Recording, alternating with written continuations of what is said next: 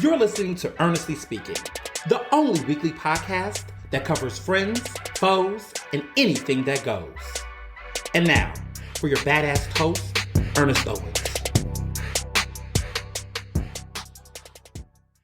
Welcome to a live production of Ernestly Speaking.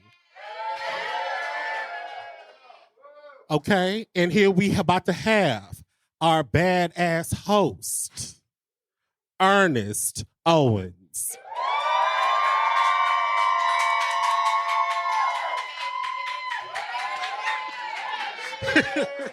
Welcome, baby. It's E-Day. Yeah. Oh, goodness. Well, I don't really feel comfortable with what I have on, so I decided I wanted to change my clothes for a little bit. Is that fine? Oh. Is that fine? Oh.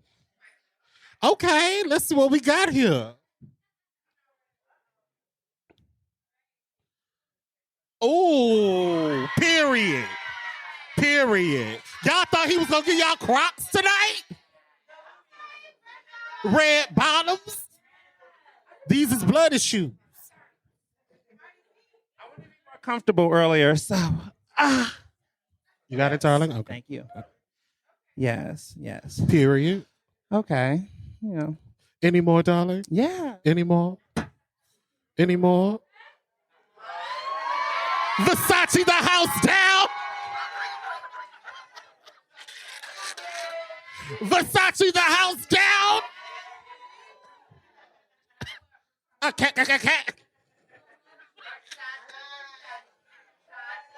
Period.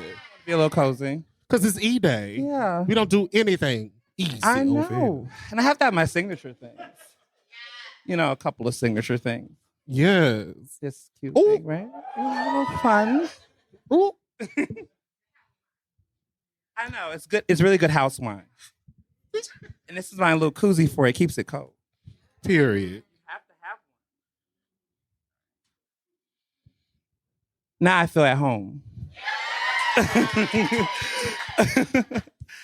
So, I guess we'll start off with is the show on now, I guess?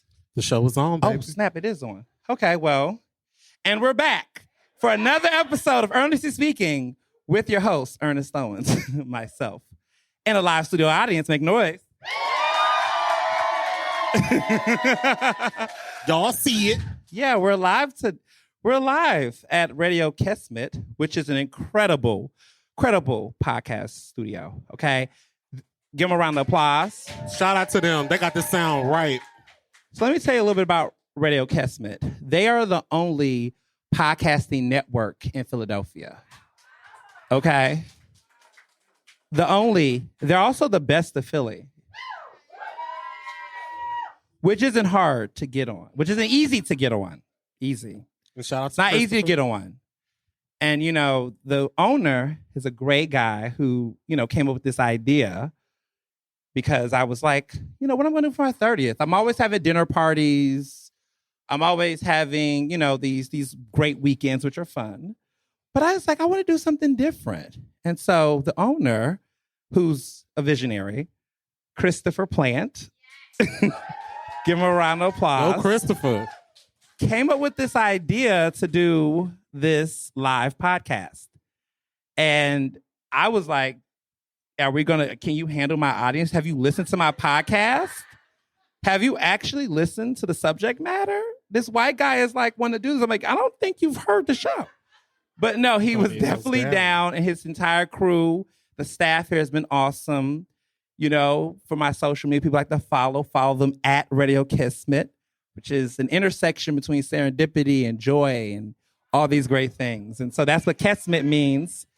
And it's the inspiration behind this company, everything that they're doing here and what they're doing to support podcasting. And I think my experience in doing podcasting was a Kismet experience. I didn't wake up thinking like I was going to do a podcast. So many people wanted me to do one. Like, oh, you should do a podcast. Right. And everybody's like, oh, you should do a podcast. You did. I predicted it. So anyway. He did. He said it for a long time. And I was just kind of like, oh, you know, everybody's doing a podcast. And then I realized, but they're not you, darling. Everybody's writing too. Everybody's writing books too, but they don't do it like I do it. So I understood. That's right, a six-figure book The deal. tea is hot. But it was it was a very dope opportunity experience and things like that. And so doing this podcast and pulling it together has been really wonderful and magical. So, I was just thinking about all of the good things that we was doing with the podcast and, telling people to like just basically think about all the good stuff that we're doing, the things we're working on, and all of the magical stuff that's happening. So I'm happy to have a live audience.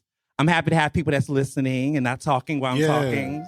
I'm happy for people that is just here in the audience and enjoying themselves and enjoying this because it is recorded, it is live, and they can hear everything. And so I'm very happy to have all of you all attentive. Shade her. Yes. So what we thought with this idea to this show is that many people in the audience, including my lovely family that's here, my mom, come on, family, my brother, the guardian, the groom, my two younger brothers who are here, my incredible fiance, Mr. Johnson, as he goes on a podcast, who made these incredible cocktails that you all are drinking, the alcoholic one and it's a Libra-themed cocktail. He let me try it, and we debated about the name of it for a long time, what the cocktail was going to be called. I don't even know which one he settled on because I just drink it, and it's perfect nightcap. You're like, oh, these are great cocktails, and I get to test all of it. So, and then, of course, this whole week has just been madness. What's going down? It's like the kickoff to wedding week, right? Baby. Yes. Yes. I hear that you all have questions about that. I don't know all the questions. So what I heard, and so we can get on with the get on, is that you all sent questions to my esteemed co-host, Jamarcus Henderson. And he's going to read them. I have not seen them. And apparently they're anonymous. Mm-hmm. There's no names on them, are there? No. No names. So I will answer all of the questions. I believe there's about 30 questions because I'm 30. So it's really cool. Making sure my red bottoms are on. And then we're going to get to it. So let's go with the questions. What's the theme, dude? I told him I will answer all of them. So all of your messy questions, I know they put them in categories. You all asking some very evasive questions. So I think one of them was like it was either a top or a bottom. I'm like, that's not appropriate. Oh, that's corny. I'm joking. This is a rated R episode. No, I'm joking. Jail. I know, I forgot. There's children here. Y'all might need to mind y'all business. I know. I appreciate the versatility of these questions. Yeah. Fred, I didn't think you was going to go there. I'm joking. The tea is hot. I'm team first, but anyways. I did, right? I didn't take it first. Team first. What's the song? Don't take it personal. Woo. Let me stop. All right, let's get the questions. Ready? Yeah, we're ready. Okay, so the first segment is first set of questions are about your upbringing. Cool. Question number 1. Who influenced you the most during your childhood? What was your favorite childhood memory? Oh, so soft. These are good questions. I would say my grandmother was definitely the one who played a role in everything. And, allowed me to be very much outspoken and opinionated about things and stuff like that. And I think about her a lot. And that's a tough question so early. I guess my other childhood memory is very much so I think about often is like how I learned how to do public speaking. And I was very, very young, my mom, Tina, knows. Bye. No, I was it was a group called Boys Town. No, I'm joking. So I learned how to do public speaking, and it was 2001. That was a good year. Yeah, it was 20 years ago. Fabulous year. So I was 10 then. Before it was 9/11, and I talked about this on my podcast for my fans who listen to that. And they finally wanted to give a black kid a speaking role at my school, my elementary school. I went to Ashford. And it was a lot of patriotism. We was talking about this. And it was 9/11. It was after 9/11, so it was in the fall. So it was December, because it was really cold. It was in 2001, and they needed someone to do the Martin Luther King thing because white folks love Martin Luther King. So I was like the only black kid that was tall and articulate and looked like I could do that thing. So they gave me the Martin Luther King verse and the speech from the I Had a Dream speech. And so, I get home and I was like, well, I'm just going to read it like the rest of them. It's like, no, you have to put emphasis and you have to enunciate. And you have to put, deflection. And I was like, what is that? Like, when you say this part, you have to emphasize this part. And we did it over and over and over and over. Like, if you do it right like this, they're going to stand up and give you the applause. I was like, okay. So we did. We just kept doing it over and over and over again. And then I went up and I did this speech and everybody went wild. And I definitely was a hit. And from then on, after that, my grandmother was like, oh, he can speak. He can speak at this church thing. He can speak at this and do every little thing. They had me doing everything. Poems, every type of written type of word. But I learned, and that's how I learned. I learned how to really speak well. And then in learning how to speak well, I learned how to write well. And then once I learned how to read and write, you can do anything. Oh, yeah. And that was what I think started my career. I thought that meant being a politician, because that's what, black folks, they see you like, you're going to be the next president of the United States. Child. I mean, if Donald Trump can be, I can. Ooh. Period.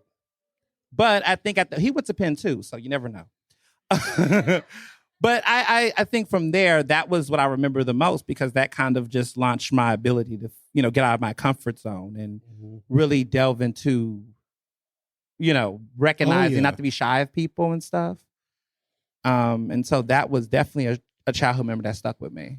All right. Yeah. So we're starting deep so early. Oh, yeah. Yes. We're getting to the nitty-gritty here, yeah. Oh, yes. Go ahead. Oh, yes. I'll be brief. All right. Number 2, what did you want to be when you grew up? So I started off wanting to be an actor. I did. I thought acting. Fabulous. I think I could be a good actor. Yes. Yes. I was more on the Tyler Perry acting side of. Oh. I wasn't Denzel, but I enjoyed myself. So you the one doing the bending?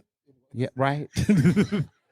I was gonna be like one of those toxic, like educated black men that he like makes problematic. Like all the doctors, lawyers, they're always bad guys. And it's always the broke dude with the corn locks that get the girl in the end. Oh, child. Anyway, so I thought about acting, and then I realized I could do more than acting, right? And I think I made a bigger impact, right? You certainly did. I did. You certainly did. So I got into that. Then I got interested in politics. And then I had more fun writing about politics and doing politics. And then just journalism kind of fell into it. And that just came to be my niche and what I love. But I did start off want to be actor. And then I thought about politics. And then, found my love for media. Fabulous. And you're doing an amazing job. Well, thank you. Amazing. Bestie. Thanks, Gail. Okay, first. Okay, number 3. Were you as outspoken as a younger child? Absolutely. When I was at school, I talked too much. That was what they said. You talk too much, which is not a bad thing. But it's weird that you get in trouble for that. Like a lot of black kids get, suspensions and stuff for talking. But then now you get older and say, why are you so antisocial? Because you punished kids when they were young for talking and being social. Right? I just never understood that. So I was very talkative. I wasn't violent. I was violent with words, but I wasn't violent with hands. It was a very big difference. But yes. All right. That wraps that one up? Yeah. Last one for this segment. Oh, damn, we going through it. Where did teenage Ernest in Houston see himself at 30?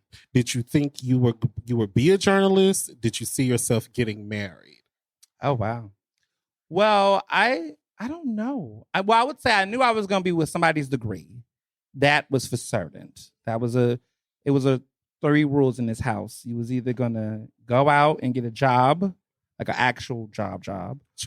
You was going to go to college, or you was going to be in the military. That was the 3 options. Well, don't ask, don't tell was back then, so I wasn't going to be in the army. So you going to be in the bunker with the train? Locked in a bunker? So no. I wasn't going to do that. And then I didn't want to just straight work. All of my friends did jobs, which is nothing wrong with that, by the way. There's nothing wrong. Let me be very clear. There's nothing wrong with that. But I didn't want to just like a lot of people, did Job Corps. That was the. Oh, bad Remember children that? did that though. So yes, there was that too. And I wasn't going to do that. And then I just was like, okay, college could work. I could figure it out. And that's kind of where I went. You slayed So it. yeah, so I definitely knew I was going to do college. I didn't know journalism at all because one of the things that frustrates me about media is that like, you don't only know what you see. So a Black person that you knew, everybody was like, oh, you're going to be a politician. You're going to be a pastor. You're going to be a police officer. Oh, hell no. You can be any other thing, but you didn't know. You just didn't. And every journalist you knew was people on TV because it was like Isaiah Thomas on the news. We love him. I do love him. How you doing? Him. But like, I do think, that was it. It was just TV, but it wasn't anything else. So period. Yeah, I didn't. Oh, so then the question about marriage, which I was trying to skip. I did not expect to be married at 30. No. Well, baby, it happened. It did. Yes. It did. Well, part of it is that you just don't think because you just, again, it's what you see. Child, listen. There was no one that I thought matched me in a way that could do that. Dating is a dumpster fire. It is a dumpster fire. I've heard stories. Honey, you hit the lottery, darling. You hit the lottery. I did. Yes. All right. That ends that segment of the So what questions. section we on now? Now we get personal. That wasn't personal? No, darling. What was that? That's just scratching the surface, darling. Okay. All right, let's go into it. All right, first question. What motivates you? Ooh.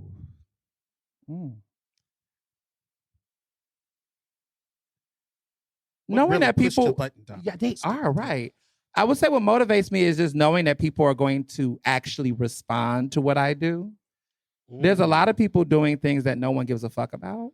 Right. And it's like knowing that, oh, if I write this, people are going to respond. If I say something, people are going to listen. Yes. So I'm motivated by the fact that if people hear something or see something or react to something, that is shaped by that. So that's what it boils down to. So it's a lot going on. But reaction is important. Exactly. People see something and something as a reaction. So I think that's what it boils down to. But that happens. So that's an important part. But yeah, I think that's what it is. Just the ability to know that people will react to something I do. Fabulous. Because a lot of people that look like me, that are exactly like me, don't get heard. They don't. They don't. So I think that the fact that people care what I have to say or listen to it in a way that makes them think about what they do, that motivates me. Yes. That's a good answer, darling. Good answer. Ooh, this is simple. What's your favorite dish? That is not an easy question. What's my favorite dish? Who asked that question? Do we know? Who asked it? Anybody over here? What's my favorite dish? Okay. So it's hard. I like everything. No, I don't. But I do like a lot of things. But what I will say, like if I was thinking about the dish that was like one dish that I could eat, I don't care where it's at, it's chicken tikka masala. Yeah, it's Indian. And I do like it a lot. I like it with naan and raita and the mint chutney. You gotta have that mint chutney. You gotta have that raita, and you gotta have it with some good naan. Garlic naan, not New Delhi. Garlic naan bread. We've had better since. Yes. We've had better Indian than New Delhi. But I started there. I started with New Delhi and I worked my way up. Period. Okay. We was at an Indian restaurant the other day. Yes, Me, and George. Yeah. So I like me some good Indian food. So I would say chicken tikka masala. And the thing I like about it too, masala, is like no one makes it. Like people try to remake it. I have to go to the authentic Indian cooks. Everybody be like, I'm going to see this recipe on Bon Appetit. No, we got to do it. That's the reason I like that dish because only they can make it. Other people try to make it, it don't taste the same. Fabulous. I tried to make it once. Mary knows it didn't taste the same. It didn't taste the same. Butter chicken is fabulous. I tried though. It didn't. No, it didn't. We tried to call it butter chicken instead. Go ahead. Okay, next question. What is your favorite recipe to cook? I've been exploring steak, and y'all know my obsession with cast iron skillets. So that's basic. But it's not basic, but it's good. Oh, baby, you be marinating. I be killing that steak. All kinds of stuff. I'll be like, where mine at? But the one I actually do like to make a lot that is like a real dish. Cause I feel like steak is cheating. It's huevos rancheros. I make that myself with the eggs, and I do the whole little thing. I know how to do it myself. Come to your house. And it's good text, right? You know, in Texas. So yeah, huevos rancheros is definitely my favorite. Yes. Yeah. To make myself. Period. Emphasis on me making it. Yes, I do. Thank you. My mother co-signs it. Mama knows. She knows. Yes, she does. Okay, so this next question. When is your line of luxury robes coming out?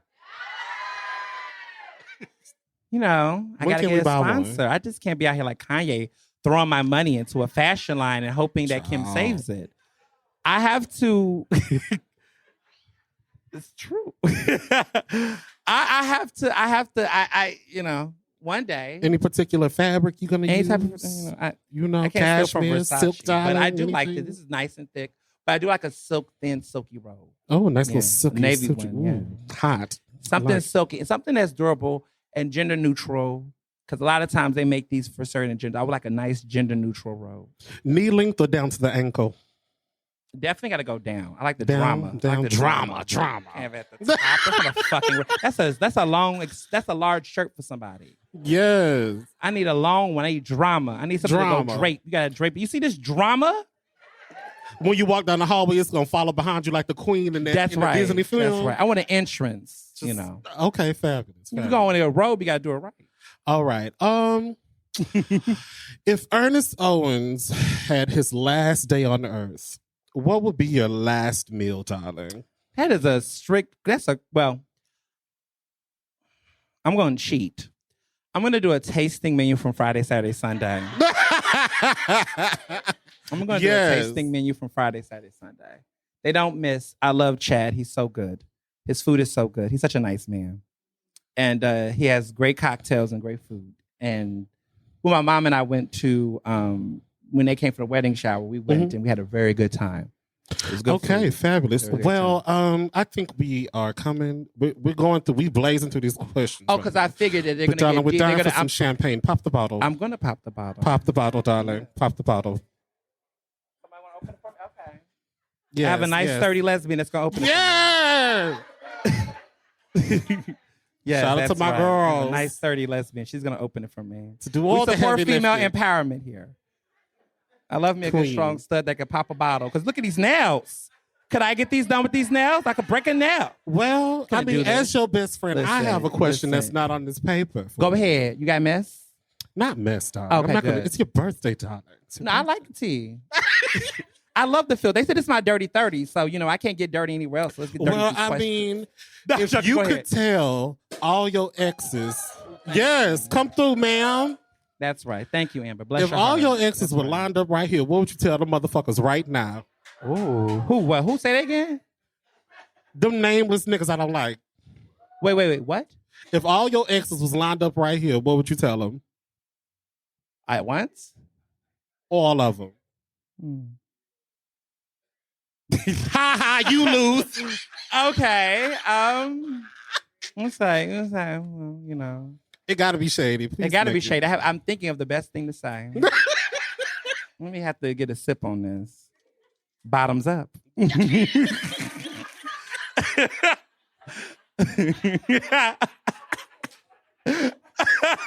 Why you think? I think that's right when I tell him. I might tell them that. Period. Yes. You know, they all hit the recession after me, so I gotta fill you up, darling. You know, maybe I should say something like, you know, it's E-Day, darling. You know, it's E-Day. That's right. We don't hold back. We get it. We really not. This is a very good question. I mean, I don't know. You don't know where they are. You know, you know, I would say. What? You want my autograph? Oh. That's what I was saying. So you want my autograph? I can get your autograph. Yes. Only thing you can sign now. Cheers, darling. E-Day, darling. Thank you. Cheers, darling. Cheers. All right, get to these questions. What is these next section? Okay, so the next one that's actually on the list, y'all. What is that? Spice it up a Well, bit. what section is this? This is this. We still in the get personal. Oh, okay, now we go get ahead. personal. Who is your journalistic hero? Ooh. Definitely Ida B. Wells. Ida B. Wells for sure. Yeah? Yes, because what inspired? Well, because her? she just told it like it was, and she was ruthless, and not ruthless in the bad, but she just did her job. Exactly. And it was very unpopular when she did it. And she was very adamant on just telling the truth. Fabulous. And redefining. I mean, when there was lynchings and things going on, she was very clear what it was. She called racism when white people were calling it everything but racism. Child. And, she just didn't care. She was unpopular by white people's standards. True, it's a difference. It is a difference. And she just kept the 100 and just spoke her mind and told her truth. And she really covered slavery and lynchings and all these very important and serious topics. And she did at a time where it wasn't that many Black journalists that were known. So yes, I would definitely say Ida B. fabulous. Wells for sure. Okay, that's a good one. Good one, dog. Next one. Who is one of your most inspiring mentors? Well, outside of my family and my parents, of course, my mom and everyone, I would say mentors. Definitely Sarah Glover. Okay. I put Sarah Glover up there. Give it up for Sarah Glover. Yes, Sarah Glover. I like Sarah a lot because of the fact that her career, like her transition, she was a photographer in the industry. She was at the Philadelphia Inquirer, which is hot or cold, but they're sponsoring, so they're very nice. But they, she made this transition in her career as a photo photographer, and then got into a little thing called social media over 10 years ago. Before, people thought that you can get a job from social media or anything like that. And I was an intern at NBC 10, which, when they were very prestigious, and they weren't just giving $500 sponsorships, they were giving real money to Black organizations. But that's another another day. Is that? But the shade is shade. Ooh, so, but I was there as an intern at NBC 10, and she was there. And she just was like, at that time, the social media editor there, and she was just like, hey, what's your social media looking like? I'm like, I haven't really put much thought into it. My handle was really ratchet. I wasn't really taking it seriously. Like, you need to get a professional social media handle. This was her telling me this like in 2011, 2012. And she's like, you need to find your handle. We got to get a unique handle. So it was, I couldn't get at Ernest Owens. So I got at Mr. Ernest Owens. Because I could get that on Instagram and Twitter and everything. And she just said, hey, you need to have 2 accounts. You need to have your ratchet Twitter account, your low rider, what we call it. And then you need to, we're not putting that out there. And then you have your personal one, and that, the professional one. So I really built the professional one up. I built a website, and she just kind of told me these skills and, really taught me the game early on social media. She's and fabulous. Since then, I grew and she grew. She became the social media editor for NBC Universal, the main company, and blew up and became the president of the National Association of Black Journalists. She was the president of PABJ. She was all these things. And so I follow a lot of her footsteps in the industry. And indeed, you are, Mr. She taught President. me a lot. So, yeah, I would say her for sure. Yeah. All right. So next one is, who is one of your most inspiring mentees? Oh, goodness. Mentees. Who's under EO? You know what I'm saying? Who's following the footsteps? The footsteps. Oh, yeah. There's one in the industry. His name is Chris Rim, who's been doing some really great work that I work with. He's a fellow at Philly Mag, and he's awesome. But my favorite mentees are my 2 little brothers, Kelby and Caden. Where y'all at? Hey, Yes. babies. Yes. I do love Caden a lot. People say he's my twin. So Yeah. he's my twin. And he's adorable and very funny, and he has a lot of opinions and things. He has a lot of personality on the text messaging. Oh. He sends very, very personal messages. Very mean. If you saw what he would say, most you wouldn't Gen think Z it do was that. an 11-year-old. You would think it was someone grown because he's just so opinionated. And then Kelby, because Kelby came to Philly. Oh, And he's just an owl, adorable. right? He's an owl. He's a temple owl. Let's clap for that. Yes, and he's so College educated. Very much so. I really do like him a lot. He's so adorable. And he got family right here in Philly. If anybody give you problems, Right, I got no. people that can handle it. But they're great. No, very much so.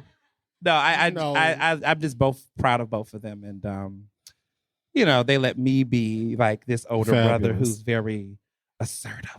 As you should. We don't play with these children. No, we don't play with these children. Not in 2021. No, Not ma'am. in the era with these kids have no training, no structure. Ooh, child. They don't know what it means to make it to reservations. Ooh. I'm joking. But no, it's important. You have to train a child to which they go. That's what my grandmother said, something like that. Old Testament. I believe in children and the future. Child. Okay. That was fabulously executed, darling. Wonderful, wonderful. We have the next question. What is your favorite college memory? Oh my God. We made so many memories. I don't remember. I don't know her. I don't know we were her. drunk. I don't know her. I don't know her. I will tell you a memory that I don't know if it's a favorite, but it definitely is iconic. Spill the tea. You remember that we was together. No. You know what it is. Okay. So there was a party called the Kappa Rave. Yes. And it was like a bunch of Kappas, but it was a different era. The gag. The ghetto, yeah. So I used to have these pregame parties in my dorm before the party. I had it at my place, and I made a drink called the Ernie Sheen. And I'm going to tell you what the recipe is. Honey. It was red. First of all, I didn't have class like I do now. We were reckless, darling. Okay? We were reckless. We were drinking this. We were drinking sparkling. Never cupcake, though. But it was not this. And so the drink was red berry New Amsterdam. Yes, red berry Amsterdam. 100% ocean spray cranberry pomegranate juice. Yeah. Because you got to have the 100% juice. You can't be out here getting that drink, that shit, drink cocktail, that Minute Maid shit. We never did that at my house. Bartender, this was before you. So. He would never. Bartender Bear would never allow. But he would never allow that, right? He would never. So I had a little bit of class. He would think this drink is disgusting, but it was cute. So so we had what? Red berry New Amsterdam vodka. Yes. Pink 100% juice and pink Moscato. We added pink Moscato to it. Don't say that. Oh, yes. We added pink. We topped it off with pink Moscato.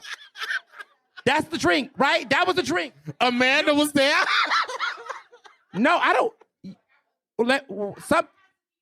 Okay, so what happened was we had these three. We combined these together. And I like it because it was beautiful. It was soft but deadly. It smelled good. It tastes good, right? That honeysuckle, that sweet juiciness, all of that good stuff. And then it was hard liquor. Ooh, so it would be soft on you. You drink it, and it would do that. You know, it was that subtle, that soft burn. So we did that. We had a big ass thing of Absolute Citron. It was during Spring Fling, and we had the big ass lemon Citron, big ass bottle. That it was on sale. That's why we got it, because I don't even drink that. But we got it. We was done. And we was like, everybody, we ain't leaving this bitch until everybody drink. We was very serious about this. Everybody had to drink it. You know, drink, whatever. Baby. We was not leaving until everybody got some. So we did. It was done. We went to Kappa Rave. Fried rice. Okay. Went down there. It was an alley place or whatever. It was on Chancellor. That was the street. Chancellor Street. And I get down there, having a good old time. Next thing I know, and this never happens to me, I had to go to the bathroom. I hit my head on the door, like a little mini concussion. I threw up in the toilet. I was just done. And I'm a classy. I don't ever have these issues. Okay? I've never had this. You know that. Yeah, I know, baby. And so I'm walking around. I'm looking for my friend, like frantically. This girl comes up to me and she's like, "Is your friend Ernest Owens?" I'm like, yes, that's him. And he's hurt. He's hurt. I ran. He ran. I was out. Ran. So he's getting me. Now, let me tell you what happens next. And I tell you, this is the best way to describe this scene. It does not work any other way. You ever y'all see Malcolm X by Spike Lee, right? Do you remember when he gets shot and the ambulance take him out and it's like this black and white scene, they rushing with the thing to take him out? That was how my friends were when they were taking me out of this place. It was like, move. And it was like, so what I told him before I fell, I said, don't call, what's the group that would get you, that would take you? Mert. Don't call Mert. I don't give a fuck if I'm hurt. Don't call Mert. And let me tell you about Mert. Let me tell you about this Mert. They snitches, ain't they? Let me tell you about them. These motherfuckers, if they take your ass in that ambulance, they're going to charge you $1,500 to the bill. So my mother would have got a $1,500 bill. Like, what the hell you doing? These books? Something like that. I was like, she said, listen, I don't care what you doing in there, but you ain't right, there you go. So we was like, no murk. So I said, what I'm going to do? Like, if I can't get murk, what I'm going to do? So they just took me. Aspirin, one of the things we used to do before we came home, we would have coconut water. Oh, God. Coconut water, and I think Tylenol or something, and I would hydrate with coconut water. That was my thing. Some of the girls like the Pedialyte. I did the coconut water. And that's when they had the Rihanna flavor. That was the pink, the Rihanna flavor. I used to love that Vita Coco. I still drink that. I had a bottle today. But they got me there, laid me down. I remember Erica was like, he needs murk. They was like, no. He knew. This man knew. My friend the fuck out of there. He got me out of there in one piece. They lifted me up. They kept turning down their music because the police kept coming around and shut down the damn party. Yes, they did. So they had all the openings and things closed down. Yes. I say, we got to get out of here. He is bleeding. We got to go. Take me out, lay me on that bed like Sleeping Beauty. Yes. Lay right there, put something on the head. And then I woke up. What happened? I was not playing. They saved me $1,500 and a headache of pain and an ass whipping. Period. And that is a college member I stick with. I got a lot of college members. Thanks, Jamarcus. Give him a pledge. Child, listen. This man right here is fiscally responsible. Get you a fiscally responsible friend. No, it was so this pretty man telling me I can't leave the building because I don't give a damn. My friend is bleeding. That's right. They would have had a real liability. Okay, we had to get out of there. So we did get out of there. I guess other college members I had was always parties. But I remember that one. The only reason why I remember that was because that's the one time I was turned out. I was always the handler for everybody else. Child. So, it was different for me to be on the other side of it. And that's when I learned how to, balance it. Okay, girl. We doing that tonight. So, no, at Banana Leaf, I one time got turned with some tequila one time. And I caught myself being on some date. But it wasn't really a date because it was just like a plus one I wanted to eat free. Gag order. So we were just there. It happens all the time. Ladies, y'all know.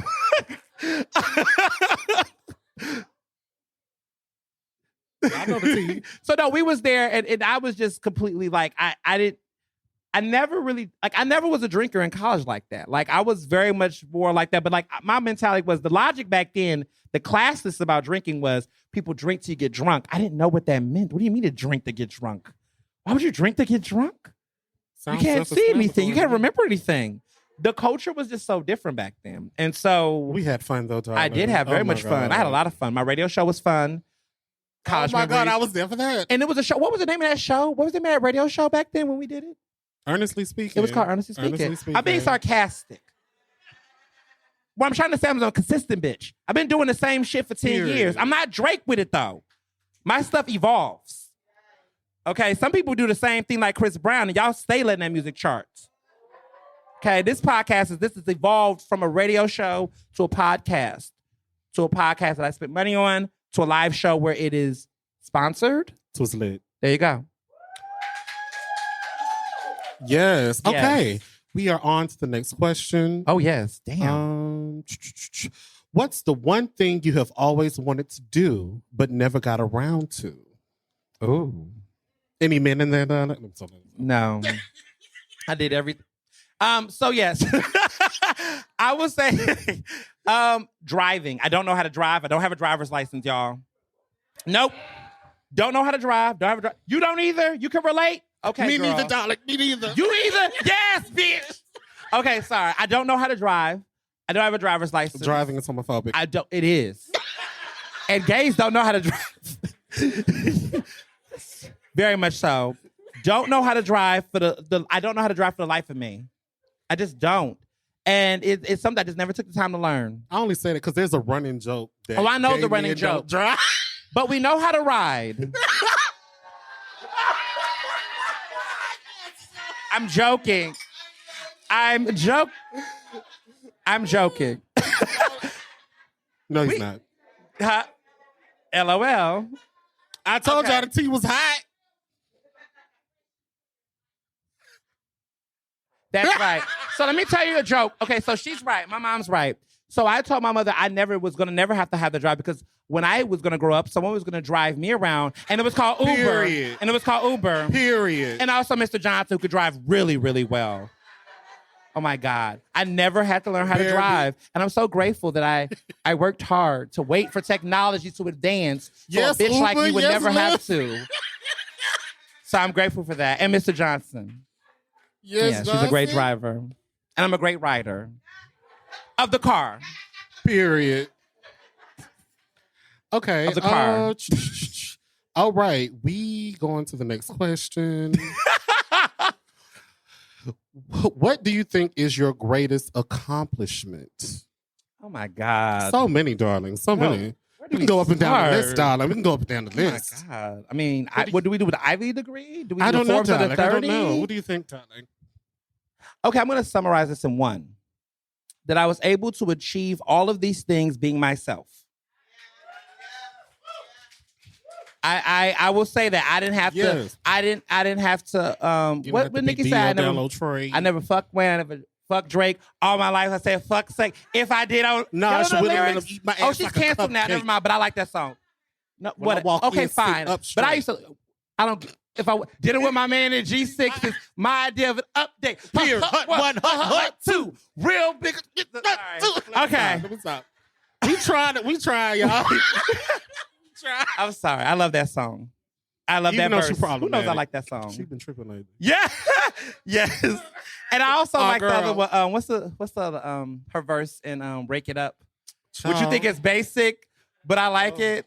I'll sing it if y'all sing with me. Pull out the pink Lamborghini, just a race with China. Come on, just share. a rate with China, just a race with China. Little bad Trini bitch, but she wicks with China. Real thick vagina, smuggle bricks in China. What? Okay, I'm sorry. I just love that. Give the applause to old Nikki before she was doing the fuck shit she was doing. Yeah. Go ahead, clap for her. That was the good days. That was a good day. Yes, ma'am. I really love that. Come through, Sharon. I love that. You know, the thought, the artistic creativity. Do you understand how important it is to have the redundancy? And the redundancy is not redundant. Period. She wasn't talking about the same Chinas, y'all. Black China is not the same from China. Period. Or the China in the China pot. Okay. Okay, so I guess, so yeah, being myself, just being myself and getting these accomplishments. Because so many people told me I was going to have to be straight and put on a straight voice. Who lied to you and said that? Jamarcus, I don't know. But they were telling me that I had to put on a straight voice to be able to do this. You know, if I didn't put on a straight voice, have to do that? I had to do that to get a job. God. Yeah. They didn't think I can do it. You know, they was like, you have to be professional, you have to put on a straight voice. Really? Yeah. And that's professional. I couldn't get, you know. So that happened, and then it's just all of those things. So yeah, I would say that's my biggest accomplishment so far. All right. Next question. Shout out to the drunk host. Oh, why you gonna expose me like that? Okay. Oh no, we had some girl. You didn't see early. Okay. It was a pre-show of the pre-show. We had a pre-cocktail hour before the cocktail hour before we started this. If you were to have a best of Philly list, what would be your top 3 categories? Ooh. Okay. It has to be something messy, right?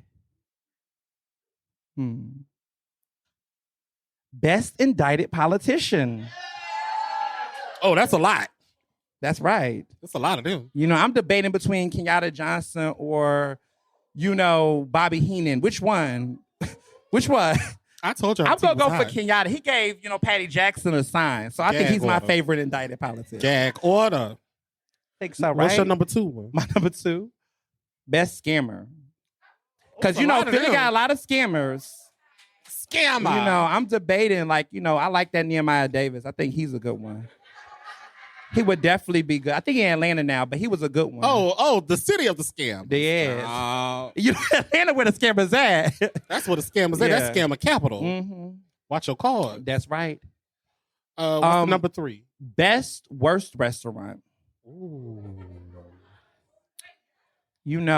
Country Cooking by Sod is definitely top. Definitely competing. Y'all heard it. Y'all see it.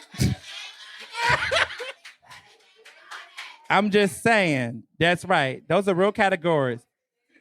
I didn't have to name the winner? Oh, I just wanted, because I figured you want the follow-up. Like, well, then who would be? Who would be, though? That's what y'all messy asses do. I'll be like, I'm having a great day. What's great about it?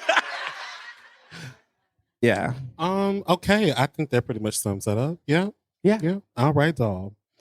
The next question. What's the section? Are we in the same section? Or? We in the same section, baby. Damn. Same section, All baby.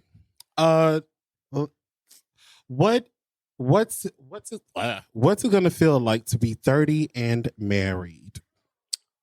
Good. Fabulous. I anticipate. I look forward to it. I'm super excited about it all. I look forward to just being with one person for the rest of my life so Period. early. I'm so great. Same dick.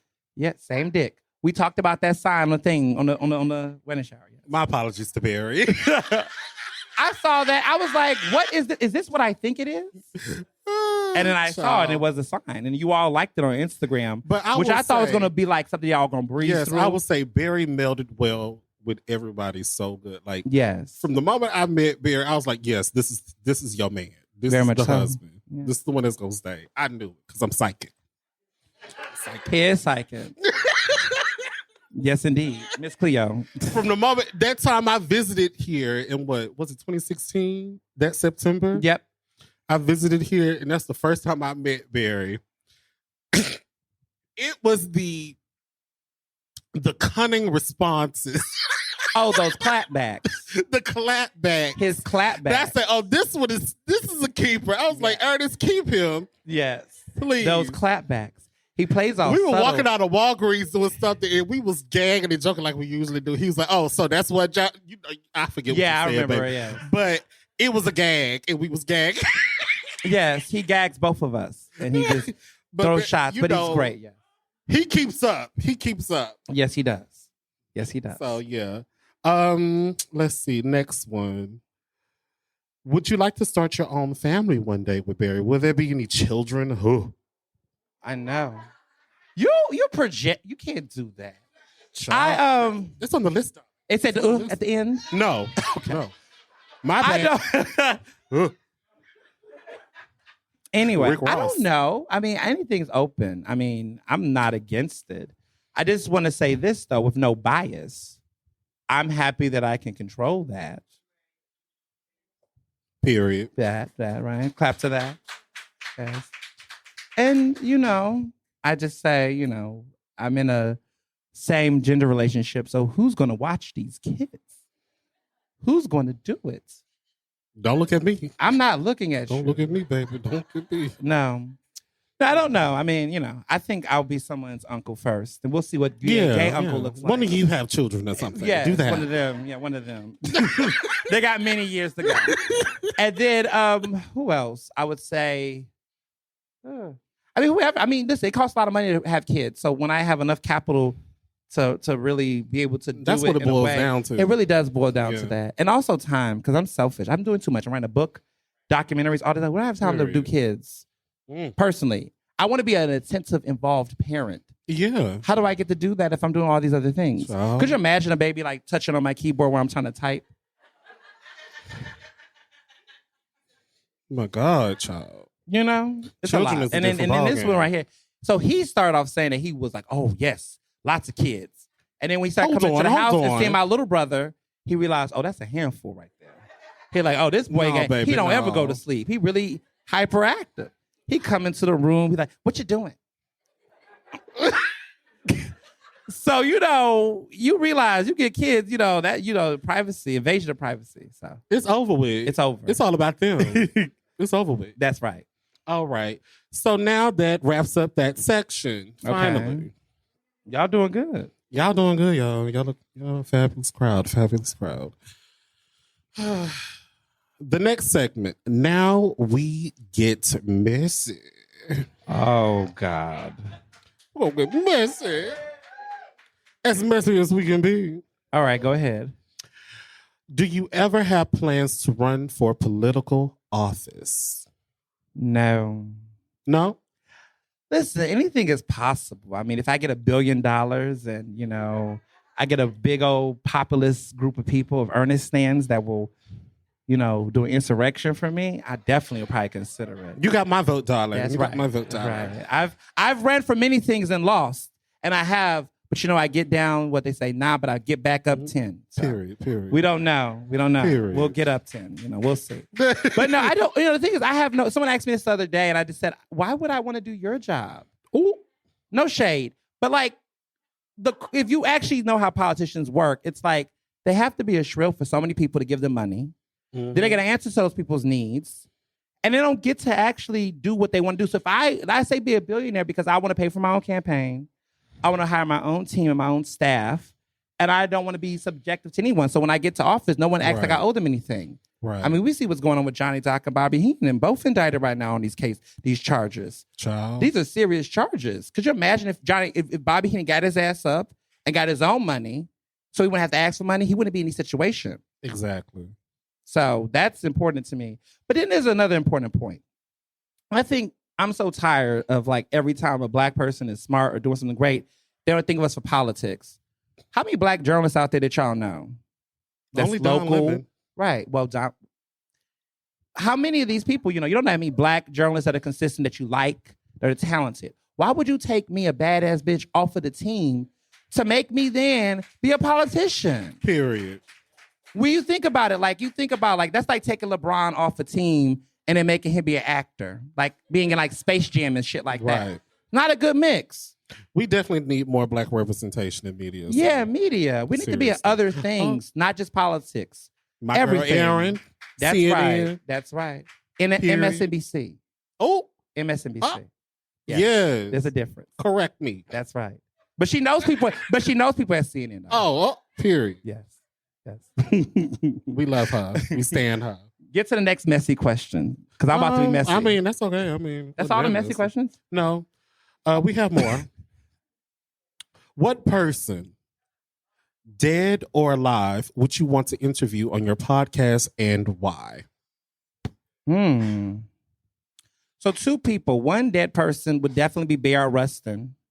Bear Rustin would be who I would definitely love to interview, because he was very, interesting. He's more complex than people give him.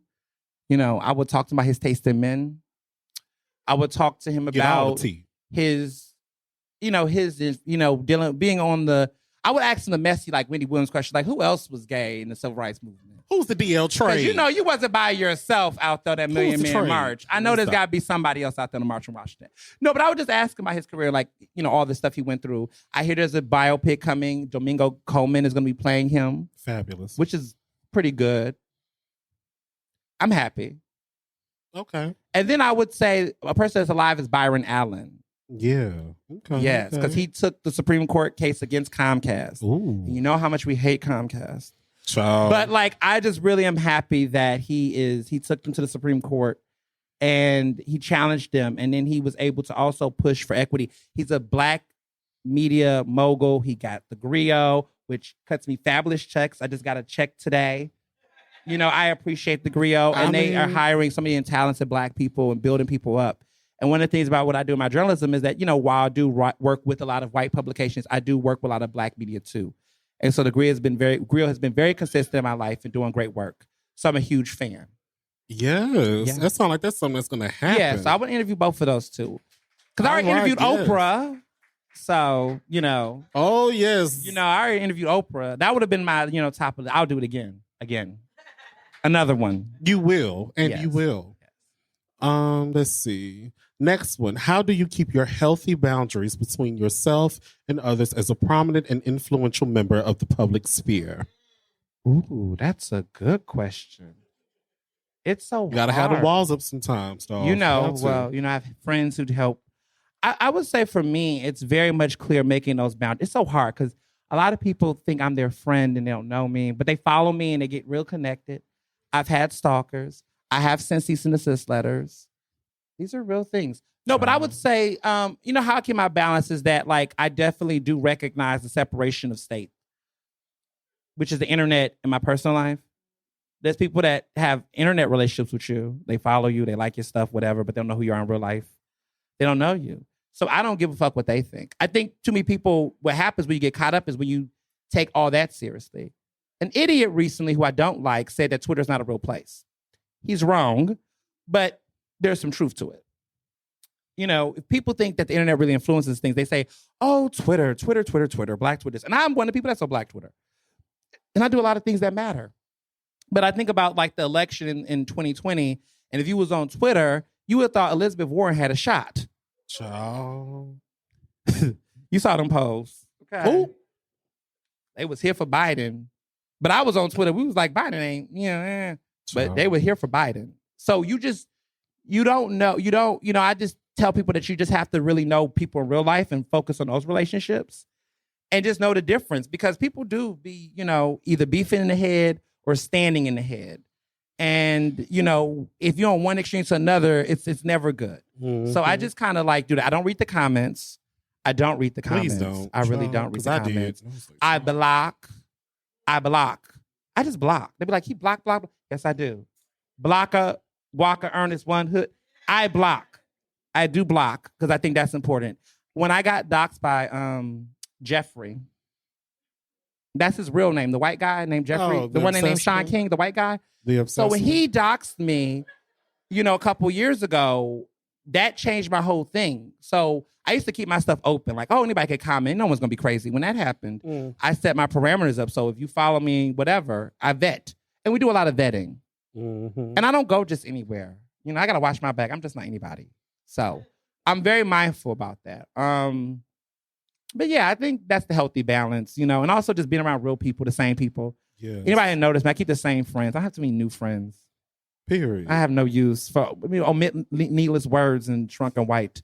I omit needless friends and people and folks. I keep the same type of people around me. You have to be someone really spectacular, like Oprah, or to Gia. Come in and just be my friend.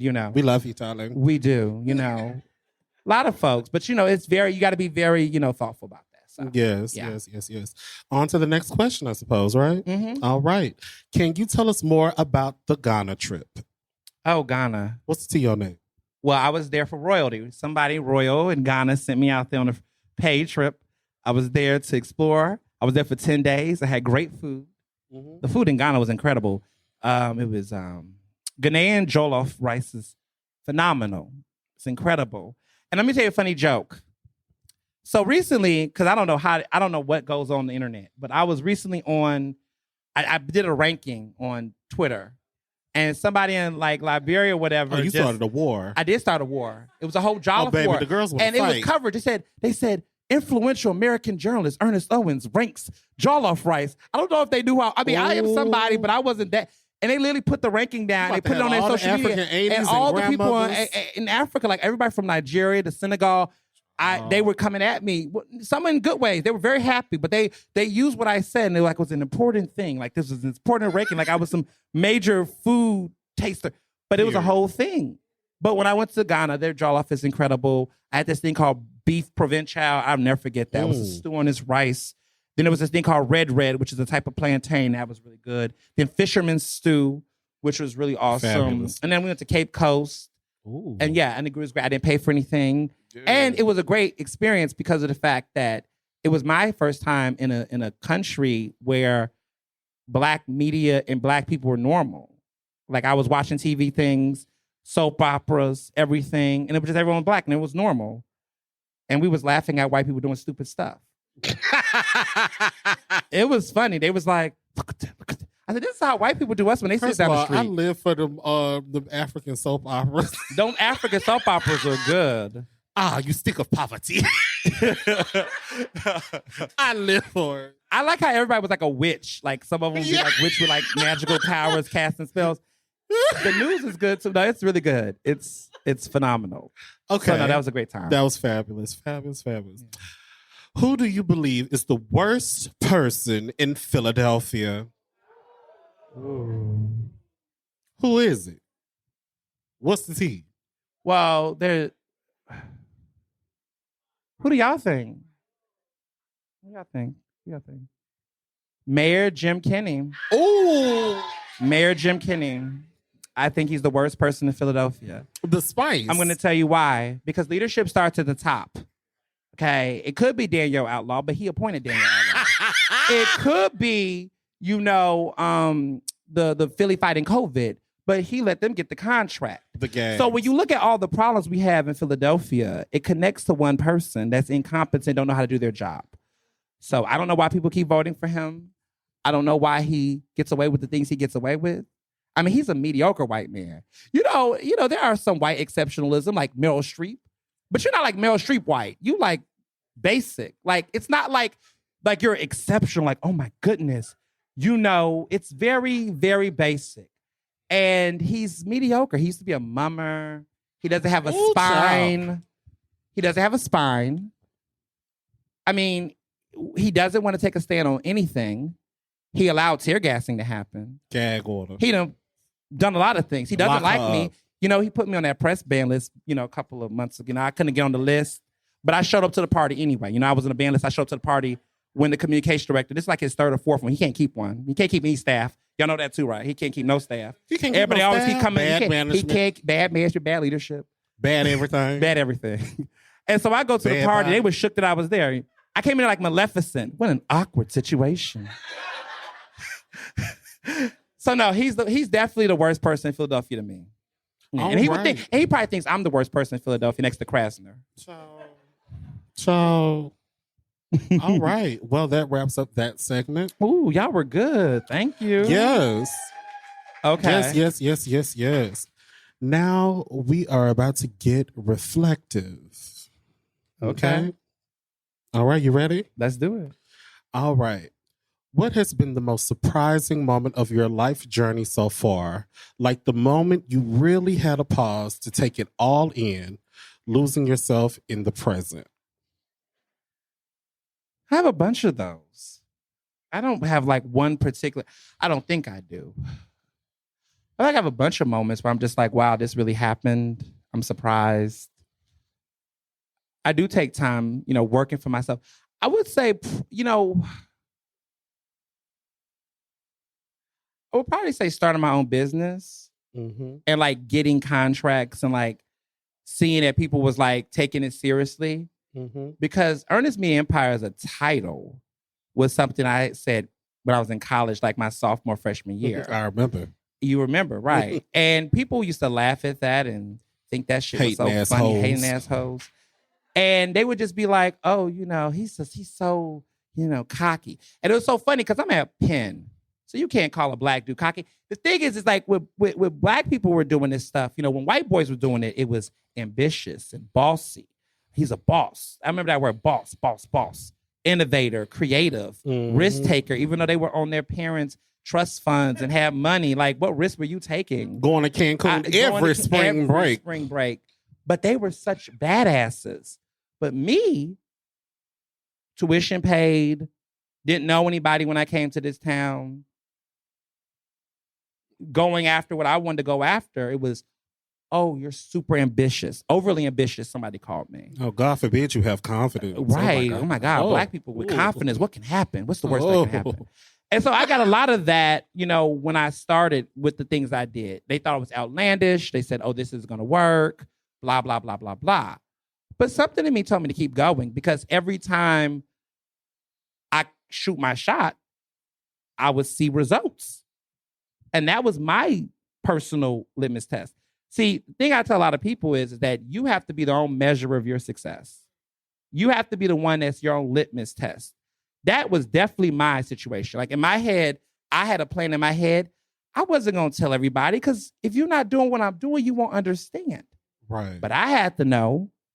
And I was very consistent about what I knew I wanted to do. And I didn't even sometimes feel, even things I do now, I don't share everything I do. I'm very secretive sometimes because I don't want no one to get in my ear telling me what I can't do or that this won't work.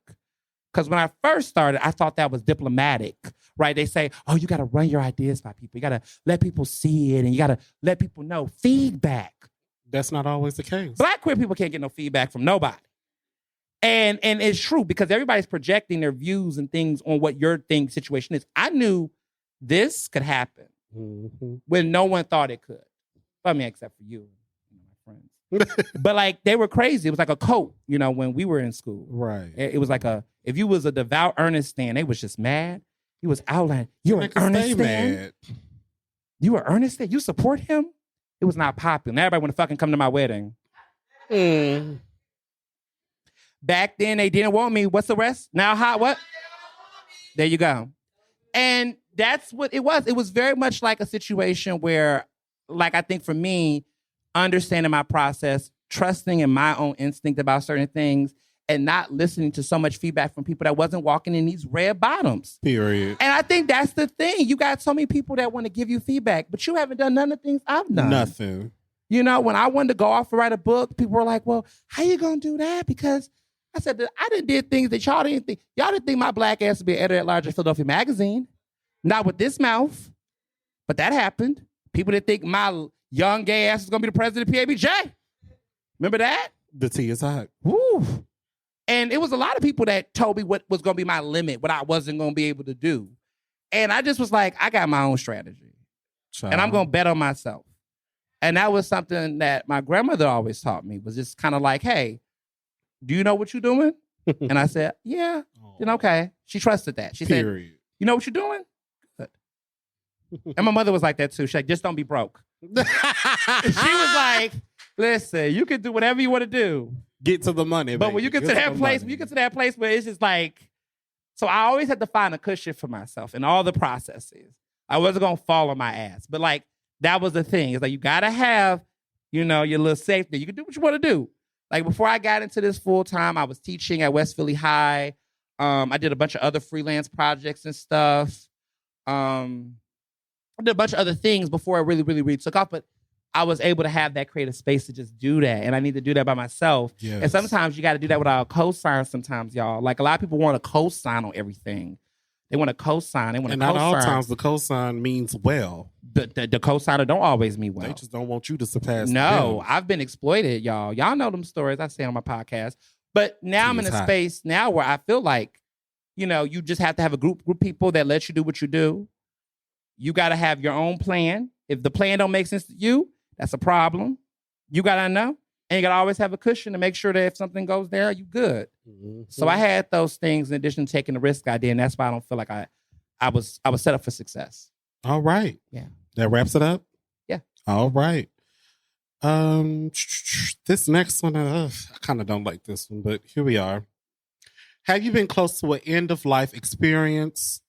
Someone else's passing that you felt was beautiful? What was beautiful about it? Right. I wouldn't say beautiful, but I will say too, that was enlightening, if that makes sense. Mm-hmm. Too.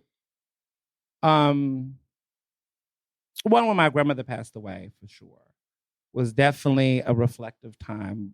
The first like major passing that I had was someone. I mean, I've seen a lot, but I think what it did for me, at least, was give me the conviction. One of the things I love about my grandmother, and I think about now, is that she was very strong in what she believed in and what she wanted to do, and she was going to ride that thing till the wheels fall off. Right. That was something about her. Wrong or right? That's debatable. But she had strong conviction. Ethel had strong conviction. And she was someone who had that. She was just very much like, this is what I think. And I think I get that from her. Okay. I think I do. I definitely feel like I'm very much like that. Sometimes to my detriment. But I'm respected. The thing is that, you know, you could be wrong, whatever, but people will respect you if you stand for the things you believe in and what you hold on to. And I think that's why my grandma's very respected. Right. You knew she wasn't fake. She didn't know how to be fake. There was no fake bone in her body. She knew, she was like, look, I'm going to tell you what I think. She didn't. This may not be popular. You may not want to hear this, but I got to tell you. Let me tell you something. And she did. And that's how I feel. Like, I'm like with my friends. I'm like, do you want Simon Cowell or do you want Paula Abdul? Child. Which one you want? Because I'm not about to be yes man in your crew now. You know, I'm not going to be Paula Abdul. So I think it's important about that. And I think that's what made me respected with my friends. And also a trait in me to be a good journalist, because that's what you got to be. People come to you, oh, this is a bad story. To me, bad and good is subjective.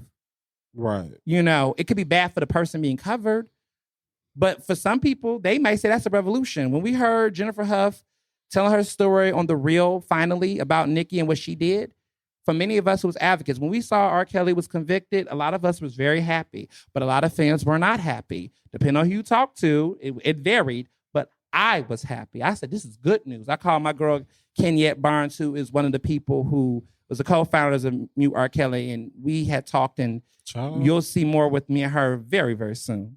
And she, it was a big moment for her because many years she was out there protesting and doing certain things. I remember when we was out covering the neighborhood racism. Mm. Depending on who you talk to, that was either good news or bad news. When Eye Candy closed down, we was like, hell yeah, we was hyped. But there were other people that was on the other side that was playing that mediocre like, oh my goodness, what's next? I don't know what's going to happen. All right, Karen. You just, it's subjective. So I think for me, that. But the other last thing was interesting for me, and this is the one is when my biological father passed away. I think the thing about that was that it wasn't necessarily like a beautiful thing, right? Well, right. Yes. So I think for that was that more so that I did get to talk to him in his final passing. And for me, I got the closure and something that a lot of people don't get sometimes from horrible fathers or bad fathers, which is that he admitted he was a piece of shit.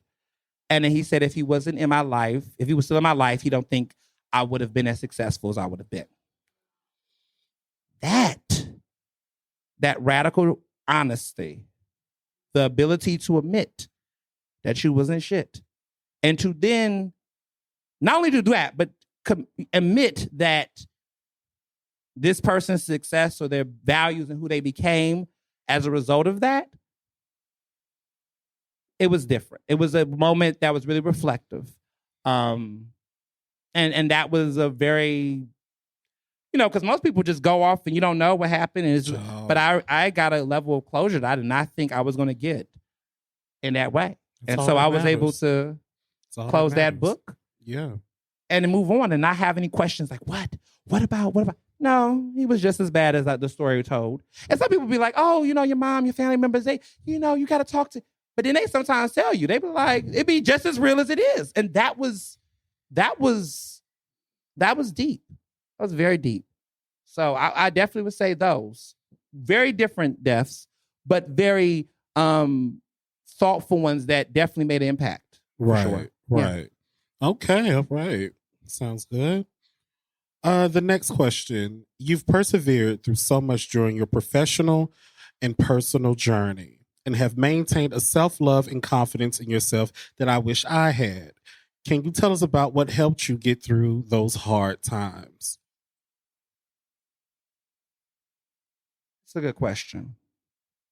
These are all good questions. I think for me, one of the things that keep me going is that all of the things that I've been able to do at this point, statistics said otherwise. So everything feels like icing on a cake in my head. Like, I never thought none of this was going to play out. I mean, you dream it, right? But in actuality, we're taught, Black queer folks specifically, Black people in general, true, that we shouldn't aim high. We shouldn't shoot, we shouldn't, climb as high as we want to climb. And for me at this point, if I don't do anything else, I would have already outpaced or excelled. Like, I'm not on a mindset now, like, I got to do this to prove this. I was listening to Beyonce the other day, another Houstonian, and, she went to El Sigma High School. I mean, I graduated class president valedictorian. She didn't finish. She started that little group called Destiny's Child, but nonetheless, Houstonian. That poor group never made it. Yeah, no, I know, right? Poor Michelle. Jokes. No, I'm joking. No, she's awesome. But no, I think about, she said she had a point where whatever she does at this point is just for her. Right. And I've gotten to a point in my career now that the things that I want to do is the things that I just want to do that feels good. And I think it's in style. I think it's taste. Like, this podcast was something I just wanted to do. I didn't think it was going to be on the charts. I didn't think it was going to be independently produced and on the charts and live and sponsored by RADIOKISMET. Round of applause. Yes. Okay. Shout out to them. I didn't think that was going to happen. But the thing is, I'm at a point where I don't have anything to prove. I felt that way a couple years ago, actually. I had that I don't give a fuck moment when I got on Forbes. Because I didn't, I never fucked Wayne, I never fucked Drake. I never did anything to go to the list. All my life, man. And fuck's sake. If I did, you know. So I never had that moment. I never did anything. So when I got on the Forbes list, I was like, okay. I did that without doing anything. You know what I'm saying? Mic drop. I did it without an album. And I just was like, okay, at this point, what else? I mean, for me, I just was like, whatever I want to do at this point now, whether it's write a book, be in documentaries, do all these projects, I just want to do stuff that I like. And I don't feel like I don't need anyone's approval for anything. No one can tell me anything. Right. Like, I don't think in my head when I do something, this mindset of, I'm going to prove the haters wrong. I be like, they already been proved wrong. Next case. Like, I just be in a different mindset now where I don't even be thinking about them. Like, people be like, so-and-so going to feel this way. I'm like, I know, they always do. But what about it? What about it, right? I'm not thinking about it no more. I'm like in this space for a long time. It's been 3 years now, I think, that like since I've been 28, like I just been like, I just want to just do the things I'm doing. And I want to share this philosophy for thoughts. Right. I didn't read 48 Laws of Power or nothing like that. So, or Atlas Shrugged. It's nothing like that. Or like The Alchemist. But like, some people get that joke, right? You get that joke. Mm-hmm. Kelly gets that joke. The tea is the thing is for me is that my mantra has been for a long time that imagine if you just ran and you didn't see anyone else around you. And you ran as fast as you could and you just ran. If you eventually get to the end of that race and you're tired and you burned out, wherever you hit your mark on, you'll never be mad at who was ahead or whatever the case was, because at the end of the day, you did the best that you could to achieve what you wanted because you ran your own fucking race. Right. You can clap for that. And so for me, I'm in competition with myself. I don't even know who's really competing. Like, I don't even know who would be my. I mean, darling, we don't care. They be pinning me against like old heads. I'm like 30. I've done ran my race. They be pinning me against folks that's like 40 and 50 years old. I be like, no, but it really be like that. You know. The real ones know. I be like, why am I going against Solomon Jones? That's old enough to be my daddy. Why am I going against the man to be my daddy? Like, they always be like, you remind me of so-and-so. These people are old enough to be my daddies and my mother. Like, there's no one like that I'm like peers in that. And this is how Beyonce must feel. This is what Janet must feel. I didn't know what that felt like. And so recently I was like, I'm really not competing. Like, there's nobody I'm like, I want to have that. I want to do it that way. I really love what I do. I think what I do is very unique. I love how I do it. I love my swagger. I love my style. I don't think people give you this. They don't. You don't get this. Where you get this from? It'd be like knockoff, right? A carbon copy, the cheat code, the Ernest cheat code. I don't know. I don't know. And I think that's the thing. Like, everybody has that though. Everybody has that within themselves. Everybody has a certain swagger or presentation that is theirs and unique. They have their own thing. Like, no one does activism like Abdul Ali Muhammad. No one does it like them. No one does it like them. The way that they do it. Like, they give you like sexual revolution. They give you editorial good writing. They give you on the ground direct action that's intentional. Yes. Like, no one does it like Sharon Cooks. Period. Who's fucking with Sharon Cooks? Who's fucking with Sharon Cooks? Like, no one's doing it like Sharon Cooks. Who's doing it like Erin Haynes? Like, really? Who is doing it like she's doing it? Who's doing it like Jess? Who's doing it like Jess? Amanda, child psychology. Gio and his cooking. And his Instagram is phenomenal. But then you got Josh East Philly. Both are very different. Don't confuse. They both black and gay, but they do it very different. He got a white man, he got a black man. Oh, they different. No, there's nothing wrong with that. No shade. I'm just saying they're very different. Their swagger is very different. Their taste is very different. Their appeal is very different. No one does it like Chris Bartlett. Stand up, white man. Come on, stand up. Look at this. Come on, Chris. Ally. Applause. Chris Bartlett's real. Like there was no other white guy like him in the neighborhood that was giving us space to cut up. We was getting it in yes. But no one does it like him. No one does it like Kelly. Kelly Mirabah, who I love to death. Yes. No one does it like Kelly. Kelly has her own consulting. She does her own thing. There's a lot of people that try to do what she do, but they don't have the empathy, the heart, like the real authentic relationship and connection. Mm-hmm. You know, I look at her and be like, no one does it like Bartender Barry, Mr. Johnson. Oh my God. Listen, no one. Hibbert over here, this photographer, give him a round of applause. No one does it like him. No one does it like Denise Clay, who's like my journalism auntie. She gets me together. She's been around for the fight. And then Messy Manny, my man, my homie. No one does it like Manny. We love Manny. Just a true ally. How many tall, big black Manny. guys, could just be hanging out with us when we cut down these streets? Listen. Giving us no problems, like security. Yeah. Just be ready to fuck it up. He ready. He be ready for the mess. No, I love him to death. Like no one does. Period. I look at all these people in this crowd that I've gotten to know for years. I look at Lauren, my friend Lauren Footman. She's just incredible. She's incredible. And she's single too. Period. It's an inside joke. But I just think about all of these people I see in this crowd. I think of everyone. I think of Laura and their sisters, Laura and Jennifer. Both are socialites in their own right.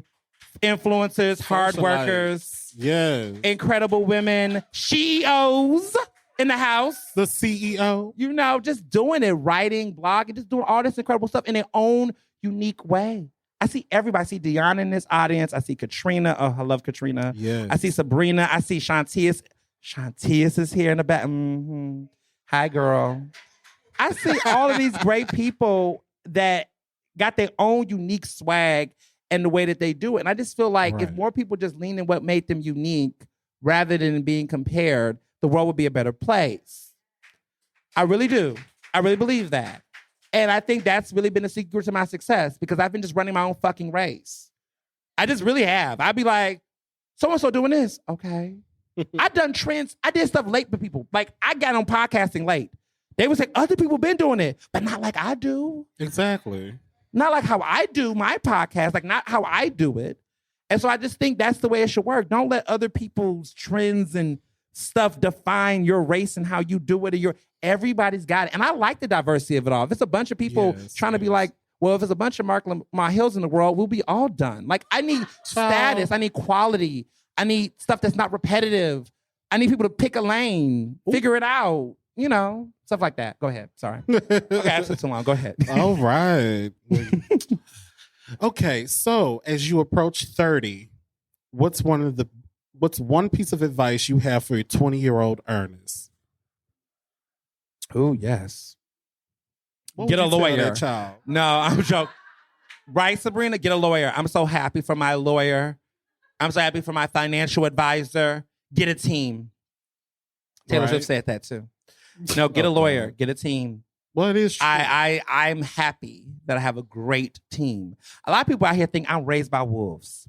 Let me say something real quick. I'm going to take this moment. No, they do. Laura looking like she put her head down.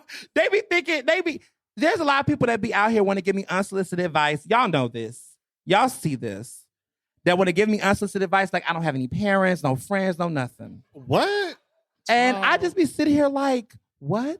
Like they just be like, oh, some of them be on the Twitter, the clicking and clacking in with the loud hair and the irrelevant career, giving some advice about what they trying to do, thinking they're activists and they're really not anymore. But they be doing the most and having so much shit to say. And I just,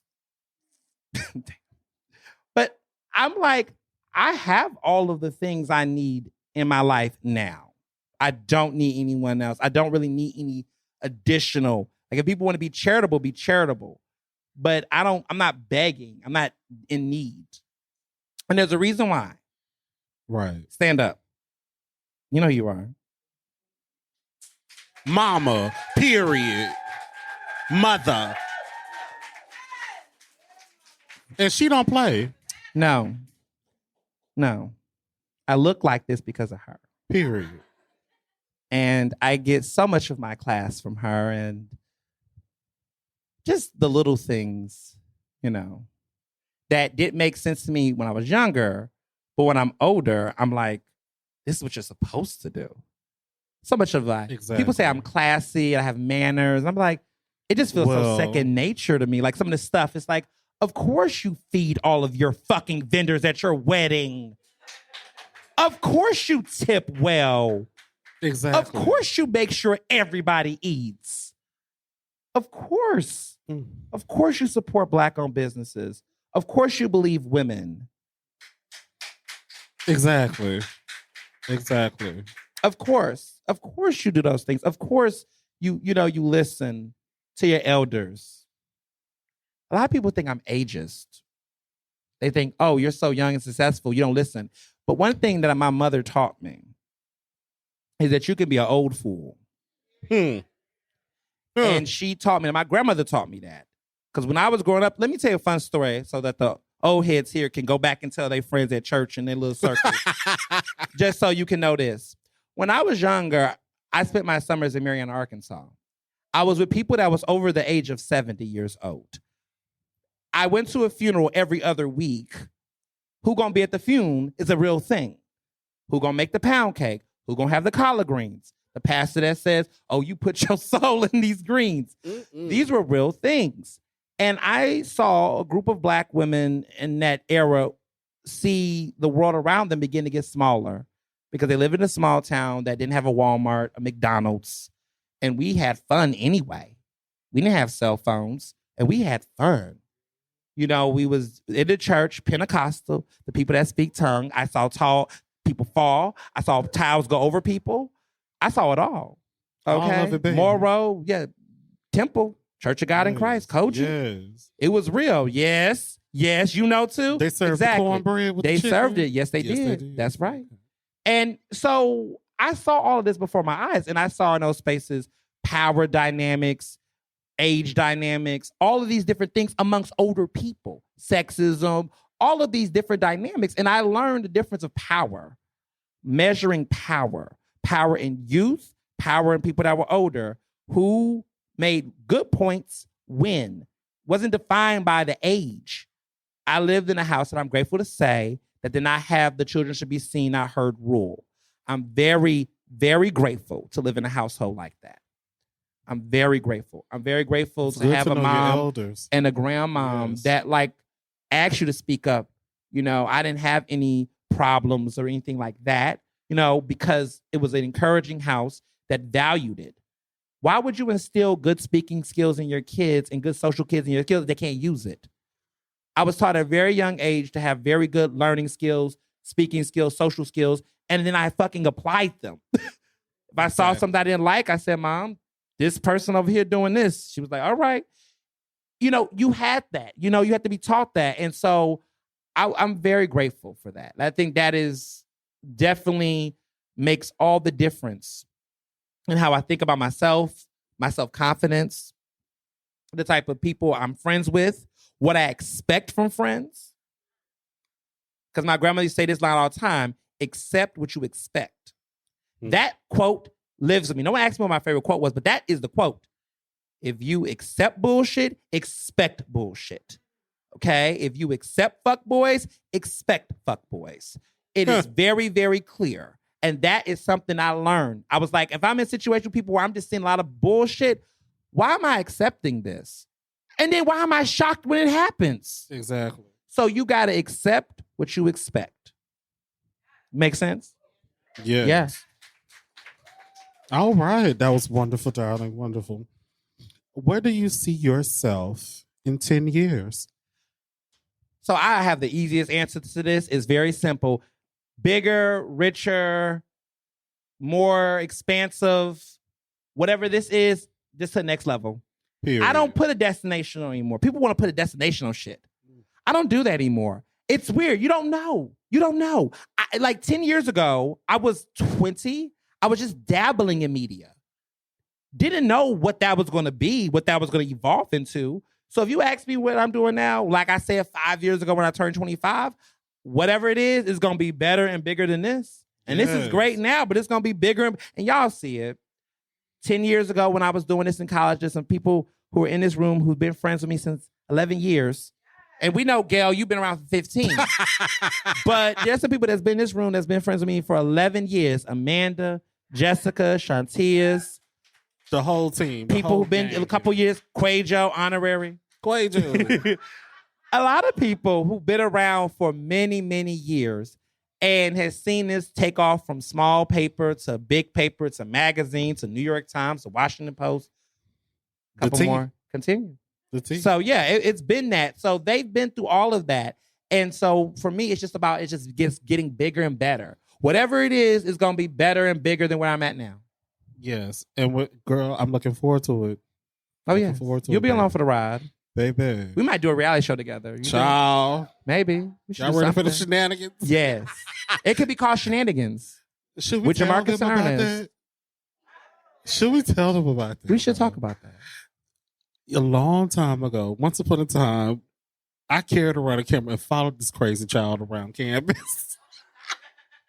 Oh, yes. So that everyone hasn't seen those shows. I showed them to Sharon a while ago. So I used to have a small mini reality show called Ernest. Was it Ernest Uncensored? I think Ernest so, Uncensored. Yeah. And it was, some people remember that because they was in it. Yeah, Getty. So it was a YouTube sensation. It really was. I was doing YouTube before that was hot. Tears, no. Okay. Some of y'all know. So let me break this down. I've been experimenting with media stuff my entire fucking life. None of this is new. I did a radio show, a column, a blog. I dibbled and dabbled in anything. Before people like Karen Civil was invented, I was doing this shit legit. And so that was a thing where I was very much into writing about. So we did this show. He was the filmographer. He has a lot of talent. He has like all of the scores. So I want to tell y'all a fun fact about Jamarcus. He won't give himself the credit. No. Oh, God. Every single project that I do for the past 10 years, he's produced it. The music for everything. That opening of this podcast episode that you hear every time, I know, he produces it. He's produced every single sound, music of every single independent project I've done. Yeah. Fun stuff. The talent. Listen. The consistency. The ability to believe in someone's dream. Yeah, of course. Before it you say of course, but you know there's a lot of fake ass friends and people out here. You know that. You know there's not a lot of people that got real friends. Oh yeah. Child, listen. So he looks at it like it's just his duty. But I think about Oprah and you know that interview Oprah did about Gail? He's the best friend. He's the best friend he never had. You stay doing that. He's the best friend. Stop no one it. ever had. The brother you always wanted. The friend you always needed. Oh, God. I'd be doing nothing without him. Nothing. I know, friend. Let it out. Nothing. Okay, and this is... Yo, he's getting teary. The last question. Ooh. The last question. Okay. What's your advice to your future self now that you're entering your dirty 30s? Say that last part again. Now that you're entering your dirty 30s. No, the beginning part. Oh, okay, child. You know I'm literal. I know. What's your advice to your future self now that you are entering the dirty 30s? The dirty 30s. Got you. Damn. So what's my advice to myself? Keep going. Exactly. Keep fucking going. Elevate, Keep darling. fucking Elevate. going. Keep shaking the table. Keep flipping it. Keep making a new one. Shake Keep bringing your table. friends on. Make it a black-owned table. Shake the table, right? baby. Make it a black-owned table. You know, styled by us queer folk. and led by us too, and women and everyone else. I mean, that's my thing. I think I would just keep going. That's all I have. I don't have most anything. importantly, keep asking the important questions. Yes. Yes. I'm going to keep asking important questions.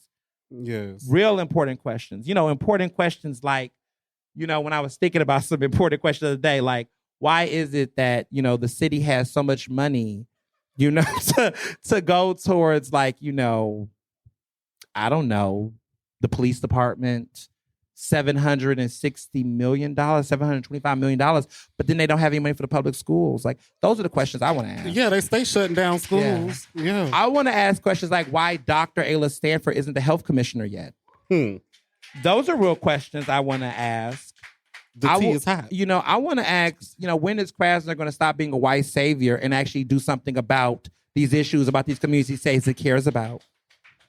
Those are real questions. Stay going for the jugular, darling. I'm going to always stay for the jugular. So, I think, before we wrap up, shout out to RADIOKISMET. Yes. Shout out to the team, these wonderful gentlemen. Thank you to our DJ people. Yes, with the smooth tunes. Look at him. So there's a joke. I'm just gonna be shady. This is just, they can cut the show at this point. At this point in the show. Well, hold on. Let me say this before I get messy off the loft line. Thank you so much for listening, everyone. Yeah. Ernestly Speaking is recorded in Philadelphia, Pennsylvania, and can be found on Apple Podcasts, Google Podcasts, Spotify, and SoundCloud. To stay up to date with the latest on the show, follow me on Facebook, Twitter, and Instagram at Mr. Ernest Owens. Use the hashtag Ernestly Speaking to tell me what you thought about this episode, and check out my website at ernestowens.com.